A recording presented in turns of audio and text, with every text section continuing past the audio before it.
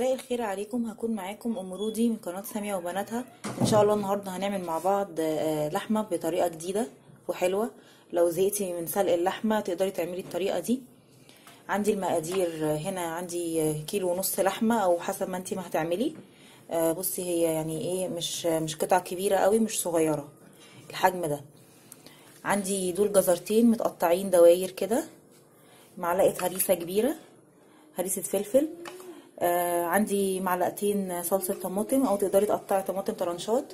عندي هنا بصلتين كبار في الحجم، او يمكن يعني ايه، يعني لو انتي مش البصل بتاعك كبير قوي تحطي 3 بصلات متوسطين مقطعهم جوليان كده. عندي فلفل برضو متقطع دواير، 3 فصوص توم بحالهم. عندي التوابل، معلقتين ملح كبار، نص معلقة بهارات، معلقة فلفل اسود كبيرة. نبتدي دلوقتي نحضر مع بعض، نشوف هنعمل ايه. ودلوقتي انا جبت صينيه ستانلس وحاطه في قلبها ميه، وعندي الاكياس الحراريه اللي هي بتاعت الفرن دي. حطيت اللحمه وهنزل بقى عليها بكل الحاجات اللي انا محضراها دي: بصل، الجزر، هريسه الفلفل، عصير الطماطم، او زي ما قلت لك تقدري تحطي طماطم طرنشات، الفلفل والثوم والتوابل بس. وهقلبهم بقى كويس كده.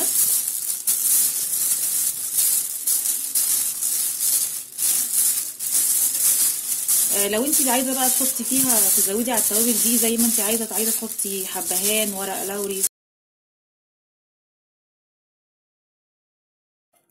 انا خلاص اهو حطيتها وقلبتها كويس. هقفل بقى الكيس وهربطه. تقدري بقى انت لو انت عايزه تحطي في قلبها خضار، بطاطس او اي حاجه تانية، بتبقى حلوه قوي الطريقه دي. بس انا النهارده مش هعمل معاها بطاطس او حاجه تانية يعني. بس اهو هعمل بس فتحه في الكيس بسيطه كده، يعني بحيث ان هو يعني يخرج هوا. بس انا دلوقتي خلاص فاتحه الفرن وهحطها في يعني على الرف اللي في النص، واول ما تستوي ان شاء الله هطلعها واوريها لكم. وده شكل اللحمه بعد ما استوت في الفرن. هي قعدت بالظبط ساعتين. يا رب تكون وصفه النهارده عجبتكم.